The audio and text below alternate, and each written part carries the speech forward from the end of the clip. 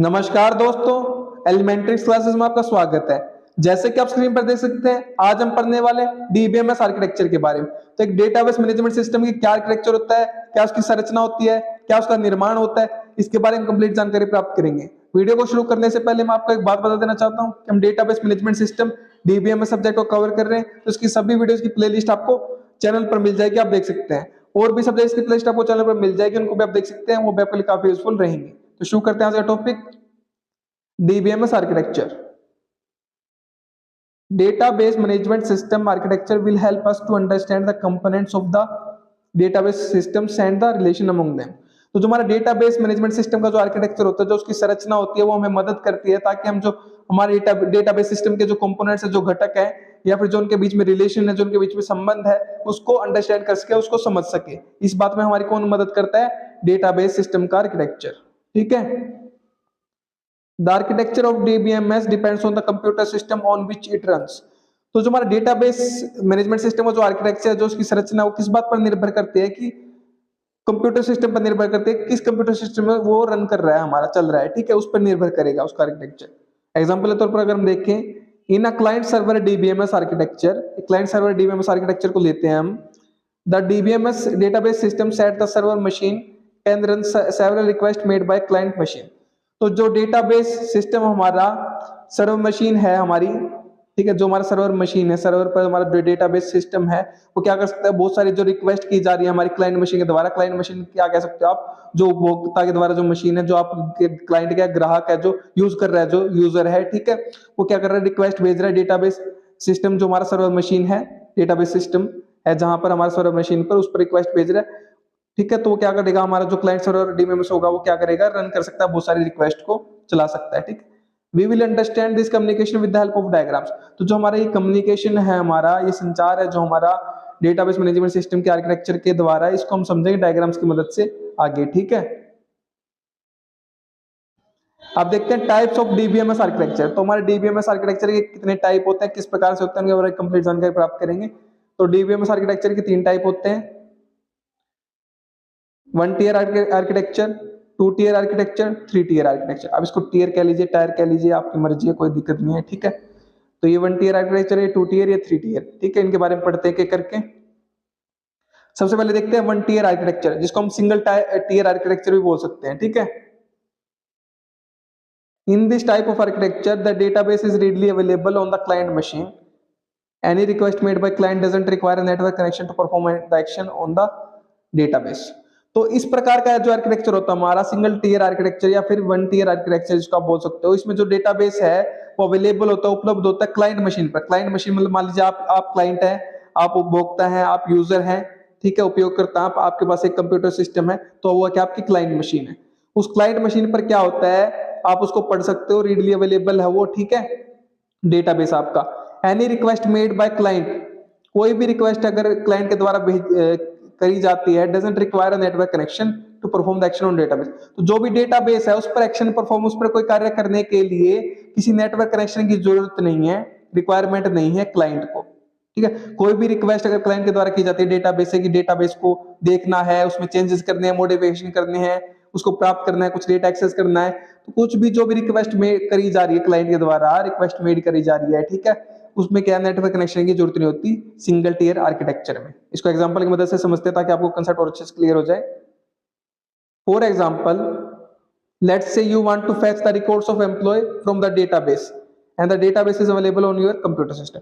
Example है, थोड़ा अगर आप माने कि आप क्या करना चाहते हैं, जो एक एम्प्लॉय कर्मचारी है उसका रिकॉर्ड को प्राप्त करना चाहते हैं, फैच करना चाहते हैं डेटाबेस से। ठीक है, और जो डेटाबेस है वो आपके कंप्यूटर सिस्टम में अवेलेबल है। क्लियर अप बात? So the request to fetch employ details will be done on by your computer. तो जो भी रिक्वेस्ट करी जाएगी उस डेटा को प्राप्त करने, एम्प्लॉय की जो डिटेल है, जानकारी, उसको प्राप्त करने के लिए, वो आपके कंप्यूटर के द्वारा ही की जाएगी। And the records will be fetched from the database by your computer as well. और जो भी रिकॉर्ड्स हैं हमारे, वो क्या करे जाएंगे? प्राप्त करे जाएंगे डेटाबेस से, आपके कंप्यूटर के द्वारा। क्लियर बात? जो भी रिक्वेस्ट करी जाएगी, जो भी रिकॉर्ड प्राप्त करे जाएंगे, वो आपके कंप्यूटर के द्वारा किए जाएंगे।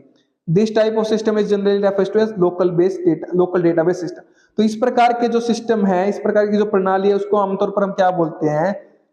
Local database system.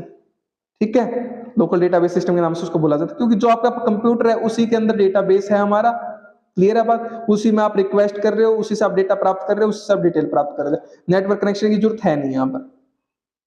यहाँ पर आप डायग्राम की मदद से, चित्र की मदद से देख सकते हो वन टियर आर्किटेक्चर को। ठीक है, तो ये हमारा क्या है, एक डिवाइस है मान लीजिए, ये आपका क्या है, कंप्यूटर सिस्टम है। उस कंप्यूटर सिस्टम में क्या है, एक एप्लीकेशन है, उसमें क्या है, आपके पास एक लोकल डेटाबेस है। तो लोकल डेटाबेस को आप उस एप्लीकेशन की मदद से क्या कर रहे हो, एक्सेस कर रहे हो, उसमें जो भी करना है। लेकिन ये क्या आपके डिवाइस में, ये दोनों चीजें आपकी क्या है, डिवाइस में ही मौजूद है। तो इसलिए क्या है, on a one tier application the application and database are located on a same device. तो जो एप्लीकेशन होगी और जो डेटाबेस होगा वो एक सेम डिवाइस में लोकेटेड होगा, स्थित होगा। तो इसलिए इसको बोला जाता है सिंगल टियर आर्किटेक्चर और वन टियर आर्किटेक्चर। क्लियर है बात? अब देखते हैं टू टियर आर्किटेक्चर क्या होता है। ठीक है, in two tier architecture the database system is present at the server machine and DBMS application is present at the client machine। तो इसने सिंपल सी बात बोल दिया है, जो डेटाबेस का जो सिस्टम होगा वो सर्वर मशीन पर होगा। ठीक है, और जो डीबीएमएस की एप्लीकेशन होगी वो क्लाइंट मशीन पर होगी।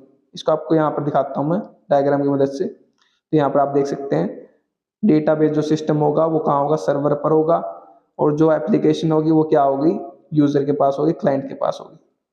ठीक है, क्लियर है बात? These two machines are connected with each other through a reliable network। तो ये दोनों मशीन आपस में कैसे कनेक्ट होंगे, जो यूजर है और जो क्लाइंट है हमारा, वो आपस में कैसे कनेक्टेड होंगे, थ्रू अ रिलायबल नेटवर्क, भरोसेमंद नेटवर्क के through, as shown in the diagram, जैसे कि हमारे डायग्राम में शो कर रखा है। ठीक है, यहाँ पर आप डायग्राम देख सकते हो, इस डायग्राम में जो शो कर रखा है ये क्या होंगे, एक रिलायबल नेटवर्क के थ्रू यहाँ पर कनेक्टेड होंगे आपस में सर्वर और हमारा ये क्लाइंट। क्लियर है बात?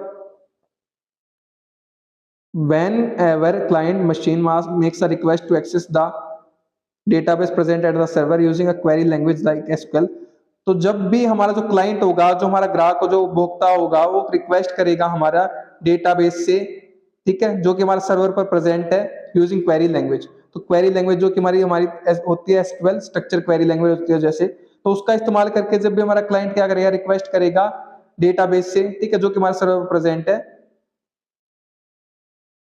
The server perform the request on the database. तो सर्वर क्या करेगा, जो रिक्वेस्ट आई है उसको परफॉर्म करेगा डेटाबेस पर, and return the result back to the client. और जो भी रिजल्ट होगा, जो भी क्या परिणाम होगा, उसको क्या भेजेगा, क्लाइंट के पास भेजेगा, उपभोक्ता के पास भेजेगा। ठीक है, द एप्लीकेशन कनेक्शन इंटरफेस। अब जो एप्लीकेशन और कनेक्शन इंटरफेस रहेगा वो क्या रहेगा हमारा, such as JDBC, Java database.